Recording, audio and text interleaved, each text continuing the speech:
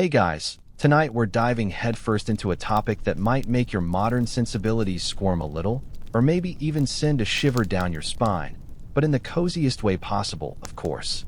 Imagine, if you will, the flickering candlelight casting long, dancing shadows on the rough-hewn walls of a tiny, shared room. You're nestled deep under a scratchy wool blanket, the faint, earthy scent of straw tickling your nose, and outside, the muffled sounds of a bustling medieval village drift through the thin, unglazed window. You pull your knees up, trying to find that perfect, almost fetal position, a little pocket of warmth in a world that feels vast and, frankly, a bit too close for comfort. You can almost hear the soft, rhythmic breathing of your siblings, maybe even your parents, sleeping just a few feet away, perhaps in the same bed, or on a thin pallet on the floor. Privacy, that sacred, impenetrable bubble you take for granted today, simply doesn't exist here. You probably won't survive this journey into the past with your 21st century notions of personal space intact. So, before you get comfortable, take a moment to like the video and subscribe, but only if you genuinely enjoy what I do here. Let me know where you're listening from tonight and what time it is for you. Now, dim the lights, maybe turn on a fan for that soft background hum, and let's ease into tonight's journey together. You see, the very concept of privacy as we understand it, a personal, inviolable sphere of thought and action, free from public scrutiny, was practically a foreign language in the Middle Ages. It wasn't just a matter of lacking physical walls or locks. It was a fundamental difference in worldview. Your life, from the moment you swallowed your first breath to your last gasp, was largely a communal affair, unfolding under the constant, unblinking gaze of your family, your neighbors, your Lord, and most pervasively, your church.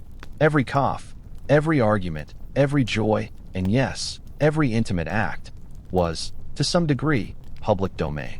Think about it. You wake up, and your entire family is right there. You eat, they're there. You work, they're there. There's no retreating to your own room to scroll through TikTok. No closing the bathroom door for a moment of quiet contemplation. Your existence was interwoven, stitched tightly into the fabric of the community, like threads in a tapestry.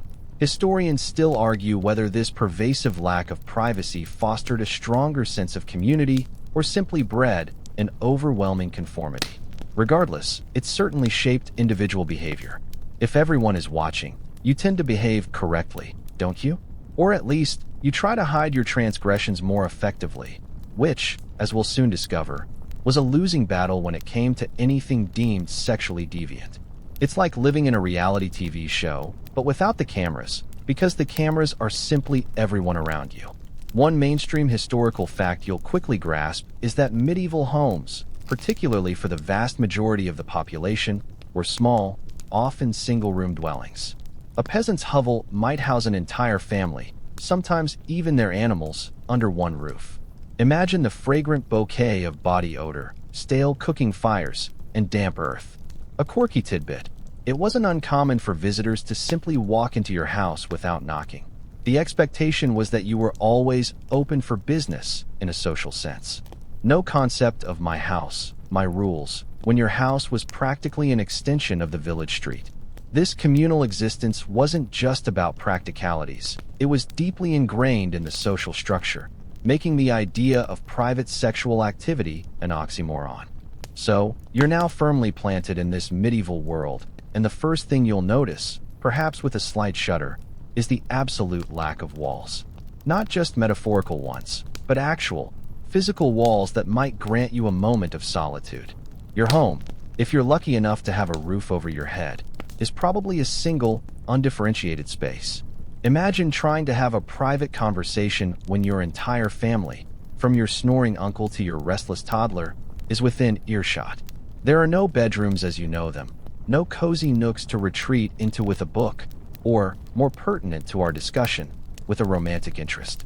Everyone sleeps together, often huddled for warmth against the chill, or simply because space is at such a premium. It's like a permanent slumber party, only less fun and with more lice. This communal living wasn't just confined to the domestic sphere. Step outside your dwelling, and the village itself functions as one giant, open-plan living room. The streets are bustling not just with commerce, but with constant social interaction. People are working, gossiping, playing, and even performing basic bodily functions, all in plain view. There's no discreet alleyway for a whispered secret, no hidden corner for a clandestine kiss. Even the concept of a private conversation is largely foreign. If you're talking, chances are someone else is listening, whether intentionally or not. This constant proximity meant that almost every aspect of your life, including your relationships and your sexual behavior, was under an almost inescapable microscope. It's truly a testament to the human spirit that anyone managed to find love, let alone express it, in such a gold fishbowl existence. You might wonder, then, how anyone managed to, well, do anything intimate without an immediate audience. Historians still argue whether this pervasive lack of privacy led to more discretion in public or simply a different understanding of what constituted public versus private behavior. Some scholars suggest that the sheer normalcy of shared space might have made people less self-conscious about acts that we, with our modern sensibilities, would consider deeply personal. It's like how you don't think twice about showering in a locker room, because everyone else is doing it too.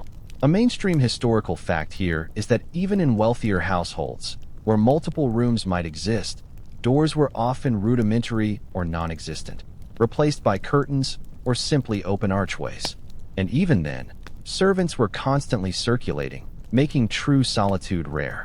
A quirky tidbit is that medieval beds were often quite large, designed to accommodate multiple sleepers, sometimes even guests. So, the idea of a marital bed meant for just two might be a relatively modern invention. Imagine sharing your bed with your spouse, your 3 children, and Aunt Mildred who's visiting from the next village over. Suddenly, the allure of a quiet, candlelit evening for two seems less like a romantic ideal and more like an impossible fantasy. This continuous public exposure had a profound impact on social norms. If everyone could potentially see what you were doing, social pressure to conform to accepted behaviors was immense. Deviance wasn't just a personal failing, it was a visible affront to the entire community. This constant observation served as a powerful, albeit informal, policing mechanism. You were, in essence, an actor on a permanent stage, with your neighbors as the ever-present audience, ready to applaud your virtue or hiss at your indiscretions. The lines between personal life and community life were so blurred as to be practically invisible. And speaking of invisible lines, wait until you hear about the church's involvement. They weren't just watching, they were actively participating in the management of your most intimate moments. Now, just when you thought the lack of physical walls was the ultimate invasion of privacy, let's introduce another player into this medieval drama, the church. If your neighbors were the nosy onlookers, the church was the all-seeing, all-knowing director, meticulously scripting every aspect of your life, including, and perhaps especially, your sex life. Imagine a divine surveillance system, far more pervasive and powerful than any modern technology. Every whispered prayer, every secret thought, every stolen glance was potentially recorded in the ledger of your soul, ready to be weighed on the scales of divine judgment. The church's influence permeated every nook and cranny of medieval society. It wasn't just a place of worship, it was a legal authority, a moral compass, and a powerful social force. Its doctrines shaped laws, dictated social norms, and instilled a deep-seated fear of divine retribution. And when it came to sex, the church had a very specific, very rigid, and very public agenda. Sex, in their eyes, was primarily for procreation. Pleasure was a dangerous side effect, a slippery slope towards sin. Any deviation from the one man, one woman, for the purpose of making babies formula was viewed with suspicion, if not outright condemnation.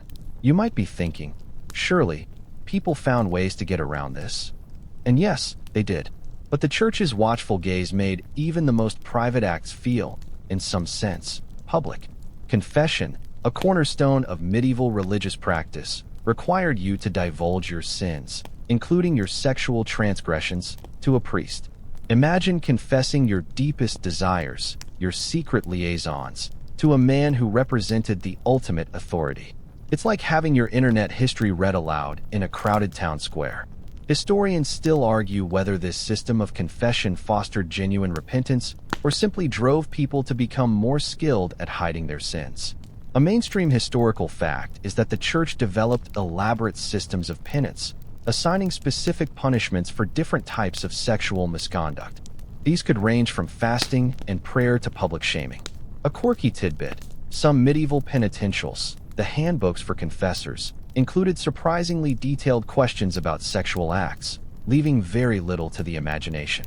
It's like a medieval sex survey, only your eternal soul is on the line. The church's influence extended beyond the confessional booth. It actively monitored and regulated marriage, the only legitimate outlet for sexual activity. Marriage wasn't just a private affair between two individuals. It was a public contract, overseen by the church and the community. This public scrutiny, combined with the ever-present threat of divine judgment, made the idea of truly private sexual behavior almost inconceivable.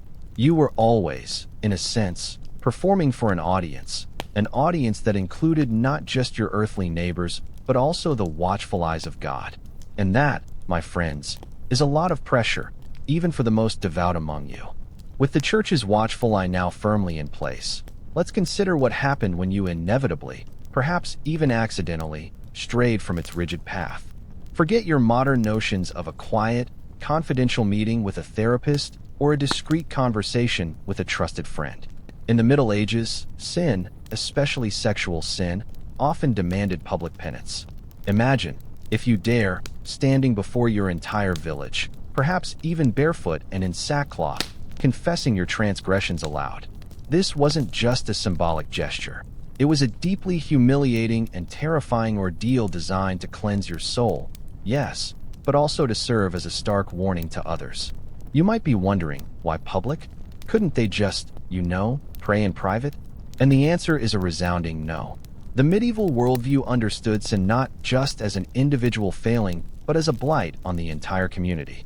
One person's transgression could, in their minds, bring down God's wrath upon everyone. Droughts, plagues, poor harvests, all could be attributed to the unconfessed or unpunished sins lurking within the populace. So, public shaming became a collective responsibility, a necessary purification ritual to appease an often fickle divine. It was a bizarre kind of community theater, where the sinner was the unwilling star, and the audience played the roles of judge and jury. A mainstream historical fact here is the widespread use of the stocks and pillory for various offenses, including certain sexual transgressions like adultery or fornication. You might find yourself locked in these wooden devices, exposed to the elements and the jeers, or even rotten fruit, of your neighbors. This wasn't just physical restraint.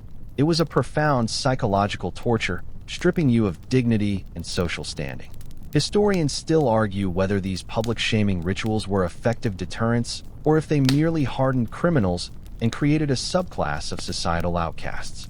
Some scholars suggest the shame was so intense that individuals might even flee their communities rather than face it. Then there's the quirky tidbit about cucking stools or ducking stools, particularly used for scolds or common bawds. While not exclusively for sexual offenses, they were certainly employed for women deemed to be promiscuous or disruptive to moral order. You could be tied to a chair and repeatedly plunged into a pond or river, a truly chilling spectacle designed to cool your fiery spirit and wash away your supposed sins. It's enough to make you think twice about even flirting too openly. This pervasive atmosphere of public judgment and correction meant that even the most intimate aspects of your life were subject to constant surveillance and potential exposure. There was no escaping the communal gaze, no dark corner where your secrets could truly hide. Every act carried the weight of communal consequence, dissolving any semblance of personal privacy and pushing your sexual life firmly into the public sphere, whether you liked it or not. So, you've seen how public life was, how the church watched your every move, and how even sin became a public spectacle. Now, let's talk about something even more fundamental to medieval life: marriage. Forget quaint, intimate ceremonies in a secluded garden or secret elopements. In the Middle Ages, marriage was anything but a private affair. It was a deeply public contract, negotiated and enacted under the watchful eyes of the entire community and, of course, the ever-present church. You weren't just marrying a person, you were marrying into a family, a lineage, a community, and a set of social obligations. The choice of your spouse was rarely, if ever, solely your own. For the nobility, it was a matter of alliances, land, and power. For the common folk, it might be about consolidating small plots of land, securing labor, or simply ensuring survival. Your personal feelings, while perhaps a pleasant bonus, were far down the list of priorities. It's like a medieval corporate merger, only with more cows and less paperwork. The public nature of marriage began long before the vows were exchanged. There were elaborate courtship rituals, often involving public displays of affection or formal negotiations between families, sometimes spanning years. Betrothals, for instance, were often public ceremonies, witnessing the agreement between families and marking a formal commitment. This wasn't just about declaring your intentions. It was about establishing the legitimacy of the union and, by extension, any future offspring. A mainstream historical fact is that the Church eventually codified marriage as one of the 7 sacraments, elevating its spiritual significance and formalizing its public aspect. This meant that the vows, the blessings, and the subsequent consummation, which we'll get to, don't worry, were all subject to ecclesiastical scrutiny. Historians still argue whether medieval people felt truly deprived by this lack of choice in marriage, or if their societal values simply placed less emphasis on individual romantic love compared to familial and communal harmony. A quirky tidbit: some medieval legal texts discuss handfasting, a form of temporary, public marriage or betrothal that lasted for a year and a day, after which the couple could choose to make it permanent or go their separate ways. Even these trial marriages were public knowledge, overseen by the community. Imagine the wedding itself, not a private gathering of close friends, but a village-wide celebration. The procession through the streets, the public exchange of vows, the feasting, the dancing, every eye was on you. And perhaps most jarringly to your modern sensibilities, the bedding ceremony. This was where the newly married couple was often publicly escorted to their marital bed by members of the community, sometimes with bawdy jokes and much revelry. It was a communal affirmation of the marriage's consummation, symbolizing the union's legitimacy and its purpose, procreation. So, if you were hoping for a quiet, intimate wedding night, well, you were out of luck. Your sexual life, even its very beginning, was fundamentally a public performance, witnessed and approved by the community. With marriage being such a public spectacle, it's no surprise that the journey to the altar was equally under communal scrutiny. Forget quiet, private declarations of love. In the Middle Ages, the path to matrimony involved a series of very public probes and significant pressure to conform to societal expectations, particularly when it came to your suitability for procreation. You see, the community had a vested interest in ensuring its continued survival and growth, and that meant ensuring that its members were capable of producing the next generation. It's like your entire village was your overly invested, slightly intrusive family, all wanting to know if you were ready to settle down and provide grandchildren for the collective. Imagine the subtle and not so subtle conversations, the whispered rumors, the outright inquiries about your physical health, your family's fertility history, even your temperament. If you were a young man, your ability to work the land and provide for a family was openly discussed. If you were a young woman, your perceived fertility and capacity for childbearing were often the primary topics of conversation among the matchmakers and elders. There was no escaping these assessments. Your eligibility for marriage wasn't just a personal matter, it was a community-wide concern. It's like a medieval version of a background check, only instead of your credit score, they're checking your potential for offspring. A mainstream historical fact often overlooked is the concept of banns of marriage, which were public announcements made in church for 3 successive Sundays before a wedding. This was a crucial step, allowing anyone with a valid reason to object to the union to come forward. Perhaps one of the parties was already secretly married, or too closely related, or perhaps they simply had an outstanding debt to the objector.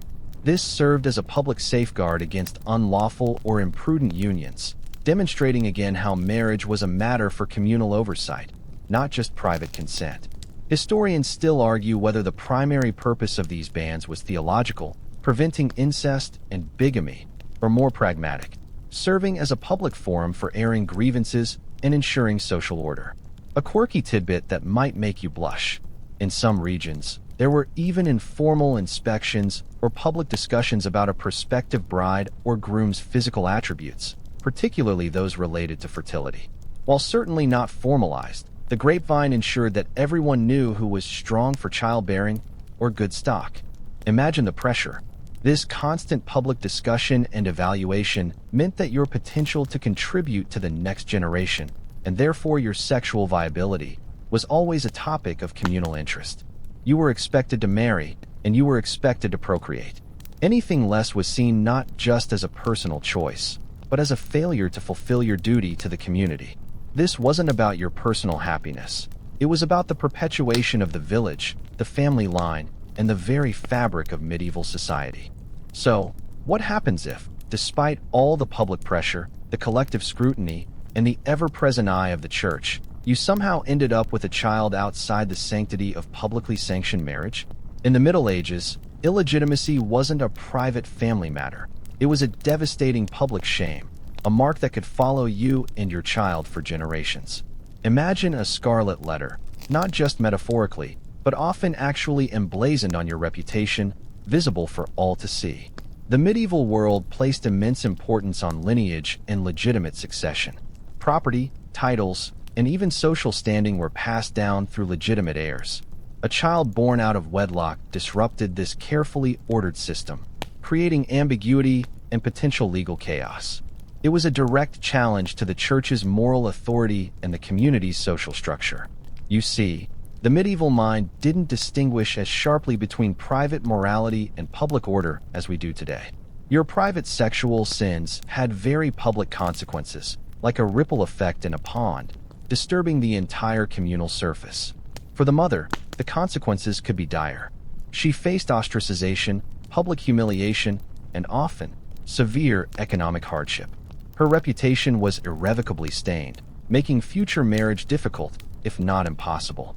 The father, while perhaps facing less direct social shame, was often pressured by the church or local authorities to acknowledge the child and provide some support, although this was rarely as robust as for legitimate offspring.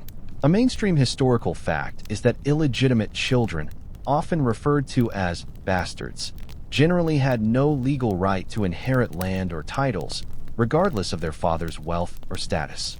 This legal exclusion cemented their lower social standing. Historians still argue whether the severity of the stigma was primarily driven by religious dogma or by practical concerns about property inheritance and social order. Some scholars point to the fact that even kings had illegitimate children, though often with elaborate attempts to legitimize them or shunt them into clerical careers, showing the pervasive pressure. A quirky tidbit. In some areas, there was a public ritual called crying the banns for a child, similar to marriage bans, where the alleged father would be publicly named in church, giving him a chance to deny paternity. If he didn't, it was taken as an admission, and he might be compelled to support the child. Imagine that awkward Sunday service. This public shaming wasn't just about punishment. It was about reaffirming the moral boundaries of the community. It sent a clear message. Conformity to church doctrine and social norms regarding marriage and procreation was paramount. Any deviation carried the risk of not just personal suffering, but a highly visible, deeply humiliating public condemnation. There was no hiding an illegitimate birth. The absence of a legitimate father and the circumstances of the mother's sudden child made it impossible to conceal. Your private indiscretion, once a secret, became an open book for the entire village to read, dissect, and judge. Given the church's strictures on marriage and procreation, you might assume that anything resembling illicit sexuality was completely suppressed, driven entirely underground. But here's where the medieval world throws a curveball. Prostitution, far from being completely hidden, was often an open secret, and in many urban centers, surprisingly regulated. It wasn't private, but rather a visible, albeit morally ambiguous, part of the social landscape.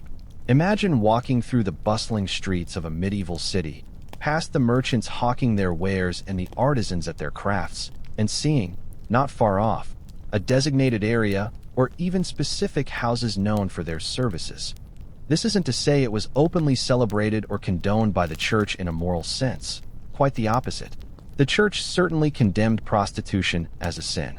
However, Mainstream historical fact shows that civic authorities often took a pragmatic approach.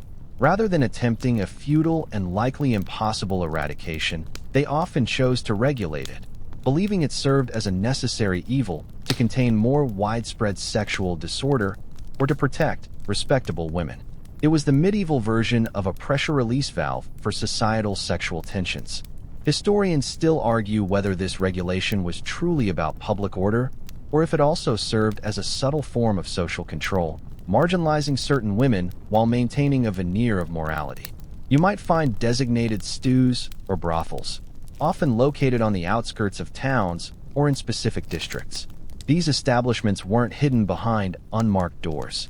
They were known entities, sometimes even licensed by municipal authorities who collected taxes from them. A quirky tidbit: some medieval cities even employed official madams or regulators for these establishments, ensuring they adhered to certain rules, like not operating during holy days or not harboring married women. It's like a medieval business permit, but for something that was technically sinful. So, while the church preached against it, the existence of licensed or tolerated brothels meant that sexual activity outside of marriage wasn't just a private transgression. It was an openly acknowledged, even geographically defined, aspect of urban life. The women involved, of course, faced immense social stigma and were largely outcast from respectable society, their lives often short and brutal. Yet, their presence in the public sphere, often in specific areas, meant that the very act of engaging in paid sexual encounters, while condemned morally, was, ironically, not entirely private. The knowledge of where these places were, who frequented them, and even who ran them, was communal. It was a public understanding of a private act, a visible concession to human nature in a world obsessed with public morality. So, while you were expected to be a pillar of virtue, the option for something else was, quite literally, right there, just around the corner, in plain sight. Building on the idea of prostitution as an open secret, let's talk about another crucial medieval social hub where privacy went to die: the communal bathhouse. Forget your serene, solitary modern bathroom. In the Middle Ages, particularly in urban centers, bathhouses were vibrant, noisy, and often surprisingly bawdy places. They were less about hygienic seclusion and more about public recreation, social networking, and sometimes a little more. You might imagine stepping into a large, steamy room, filled with the echoes of laughter, splashing water, and conversation, where men and women, often unclothed or lightly draped, mingled freely. This wasn't just about getting clean, it was a significant part of urban life. People went to bathe, but also to gossip, to conduct business, to eat, and even to enjoy musical entertainment. It was the medieval equivalent of a community center, a spa, and a pub, all rolled into one steamy, public space. The lack of segregation by gender in many bathhouses, or at least very minimal separation, meant that these were highly visible environments where bodies were exposed and social interactions were uninhibited. A mainstream historical fact is that public bathhouses flourished across Europe, especially during the High Middle Ages, offering facilities that range from simple tubs to elaborate complexes with multiple pools. Historians still argue whether the perceived morality of medieval bathhouses varied significantly by region and period. Some scholars suggest that while often associated with legitimate hygiene, their very openness and the mixing of genders made them natural magnets for less than chaste activities. A quirky tidbit: some medieval bathhouses were directly adjacent to, or even financially linked with, stews or brothels. It wasn't uncommon for a bathhouse to offer not just a soak, but also services for an additional fee. So, you might enter seeking a relaxing scrub and find yourself amidst a much more varied menu of social interactions, some of which leaned heavily into the sexual. It was, in essence, a public space where private desires could be openly acknowledged, if not always explicitly acted upon. The public nature of these bathhouses further eroded any notion of personal privacy. Your body, your interactions, and even your flirtations were on full display. There was no retreating to a private changing room or a secluded shower stall. It was all out in the open, adding another layer to the medieval tapestry of communal life where sexual expression, even if subtly hinted at or broadly understood, was rarely a truly private affair. The steam might obscure some details, but the general goings-on were very much a matter of public knowledge and casual observation. You've seen how cramped homes, the church's gaze, public penance, and even bathhouses pushed every aspect of life, including the intimate, into the open. Now, let's consider something that might truly surprise your modern sensibilities: the rather open display of affection and even some forms of sexual interaction in medieval public spaces. Forget the discreet hand-holding or stolen kisses you might see today. While outright nudity or explicit acts were certainly taboo and punishable, the boundaries of what was considered publicly acceptable, especially during festivals or celebrations, were far looser than you might imagine. Imagine a bustling market square or a village green during a feast day. The ale is flowing, music is playing, and inhibitions are, shall we say, a little lower. You might witness boisterous flirtations, suggestive dances, and even couples engaging in what we'd now consider very public displays of intimacy. This wasn't necessarily seen as scandalous unless it crossed very specific lines of decency or involved married individuals openly cheating. It was simply part of the communal effervescence. It's like a medieval version of a rowdy college party, but with more dirt and fewer smartphones. A mainstream historical fact is that medieval popular culture, including songs, poems, and even some visual art, often contained surprisingly explicit sexual innuendo and themes. These weren't hidden away in dark corners. They were part of the shared cultural landscape, enjoyed by commoners and sometimes even the elite. Think of Chaucer's Canterbury Tales, which, despite being a literary classic, has its fair share of bawdy humor and tales of sexual escapades. Historians still argue whether this open expression was a reflection of genuine societal permissiveness or simply a coping mechanism for a life that was otherwise incredibly strict and difficult. Some scholars suggest that the humor and open discussion around sex served as a way to diffuse tension and acknowledge human nature without necessarily endorsing sinful behavior. A quirky tidbit that might make you blush: in some medieval festivals, particularly those with roots in ancient fertility rites, which we'll touch on soon, there could be rituals or games that involved suggestive or overtly sexual actions, all performed in front of the community. Think of May Day celebrations with their maypoles and often phallic symbolism, where dancing and pairing off had very clear, if unspoken, undertones of procreation. These weren't private, hidden cults. They were communal celebrations, where the lines between the sacred, the social, and the sexual were delightfully blurred. So, while your private bedroom might have been visible to your family, the public square could sometimes be a stage for surprisingly open expressions of desire, further underscoring how little room there was for genuinely private sexual life in the Middle Ages. As you continue your journey through the surprising lack of medieval privacy, let's delve into a fascinating aspect of communal life that often blurred the lines between spirituality, agriculture, and raw human desire: folklore and fertility rites. These weren't whispered secrets or hidden cults. Many of these ancient, often sexually charged, rituals were performed openly, woven into the very fabric of village life, particularly around seasonal changes. Imagine your entire community gathering, not just for mass, but for ceremonies that, to your modern eyes, would seem astonishingly pagan and explicit. You see, for medieval people, life was intimately connected to the cycles of nature. The success of crops, the health of livestock, and indeed, the continuation of the human lineage were paramount concerns. Many pre-Christian beliefs and practices, often focused on ensuring fertility for both the land and its people, lingered alongside official Christian doctrine, sometimes clashing, sometimes subtly blending. These weren't private, individual prayers. They were communal endeavors, performed with conviction and a strong sense of collective purpose. It's like a medieval farming collective meeting a slightly unhinged spiritual retreat. A mainstream historical fact is the prevalence of May Day celebrations, which often included the erection of a maypole.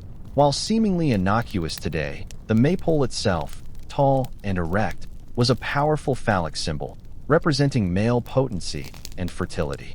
The dances around it, often involving intertwined ribbons, symbolized the union of male and female, vital for bringing life to the land.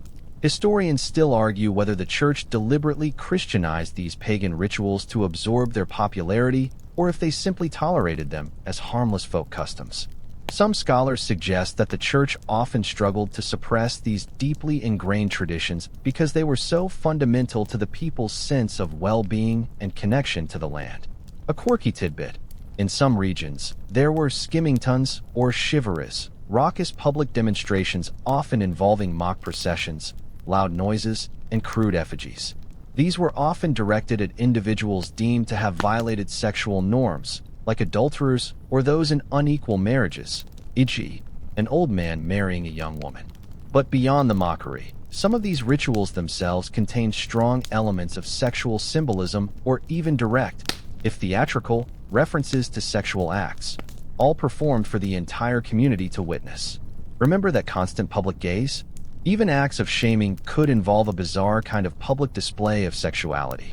So, while the church might have preached abstinence and purity, the very air of the medieval village, particularly during certain festivals, could be thick with open expressions and symbolic acknowledgments of human sexuality, making it anything but a private topic.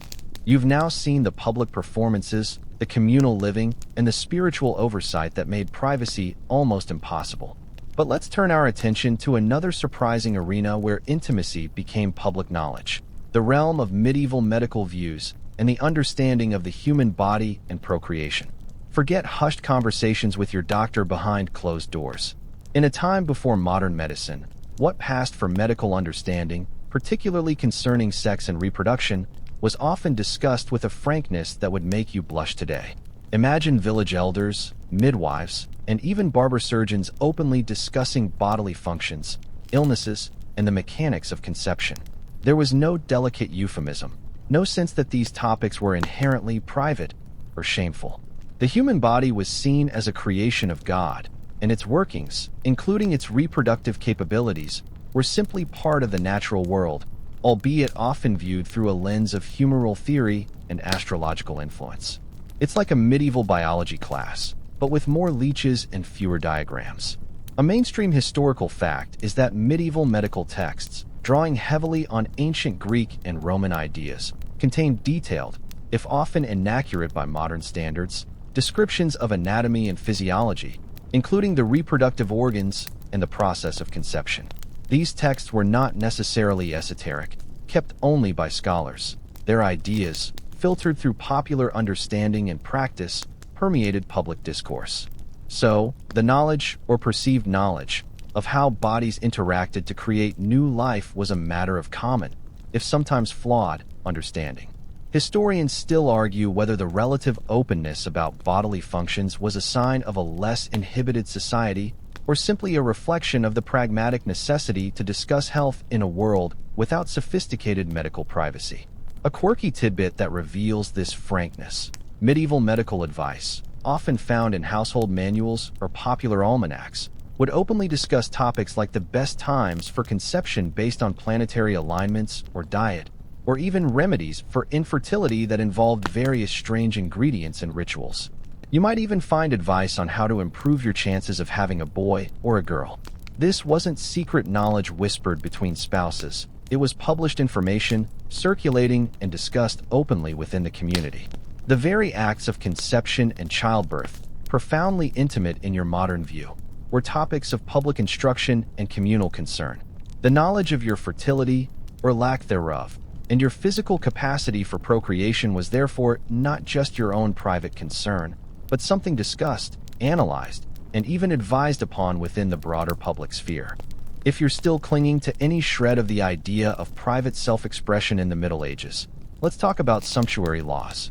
These weren't just dusty legal texts. They were active regulations dictating what you could wear, how much of it, and even what colors and fabrics were permissible, all based on your social status. And while ostensibly about preventing extravagance or social climbing, these laws had a surprisingly direct impact on how your perceived sexual availability, or even just your general moral standing, was publicly broadcast.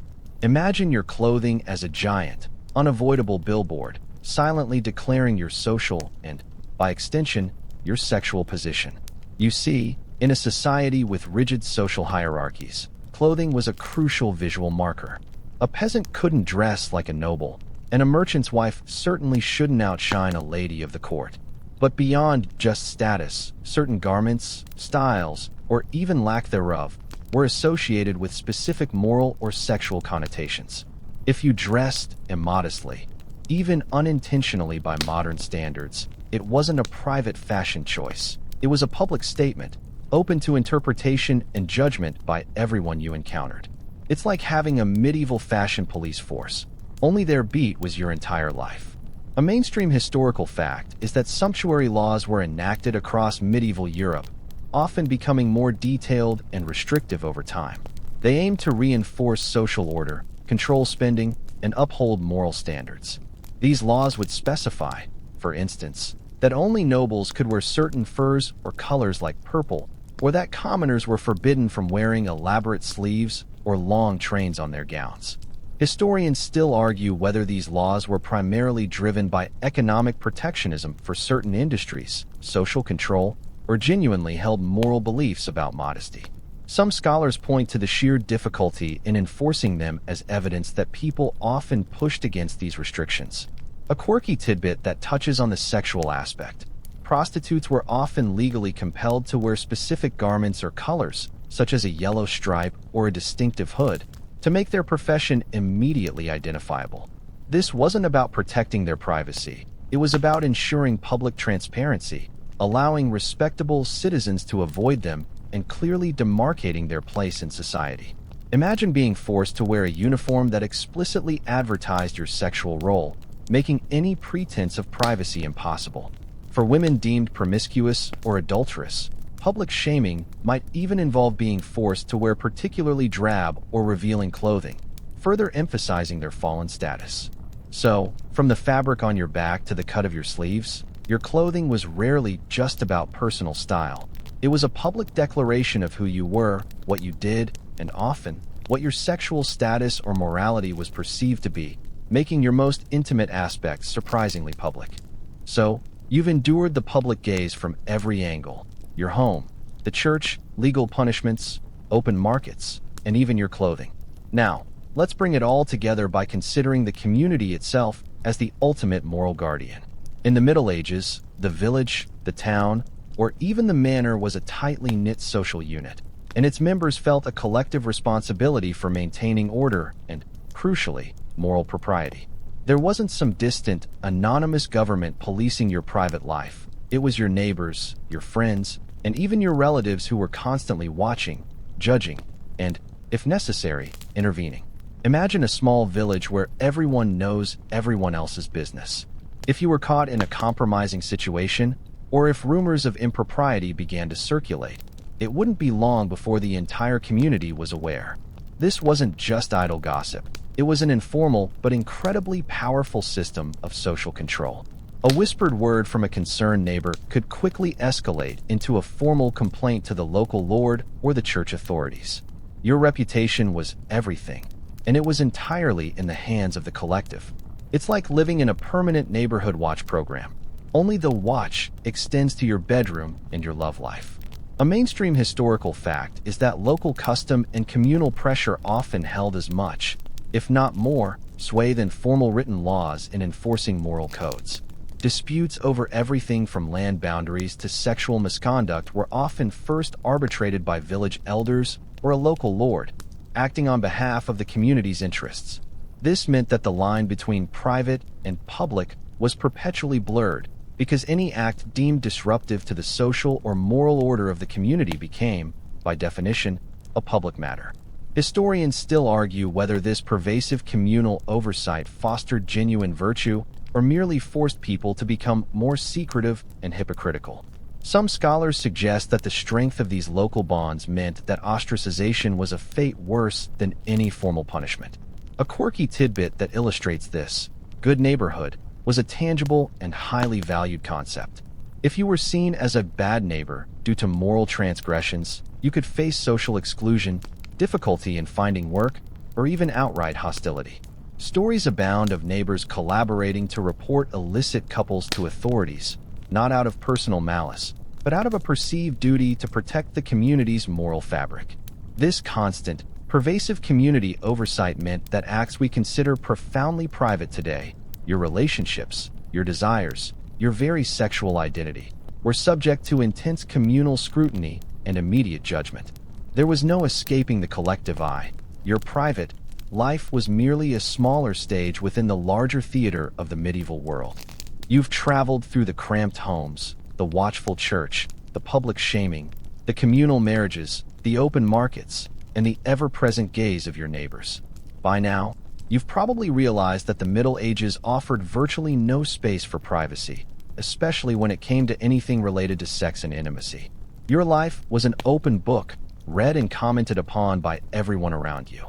This wasn't just a physical reality born of small houses. It was a fundamental social and cultural norm. The individual, as a self-contained unit with an inherent right to personal space and hidden thoughts, simply wasn't a concept that held much sway. This pervasive lack of privacy in medieval times had a profound legacy, laying the groundwork for the slow, often tumultuous, shift towards the modern concept of personal space. You see, the very idea of privacy as a cherished right is relatively new in human history. It's not something you're born with. It's a social construct that had to evolve, often painfully, out of centuries of communal living and public scrutiny.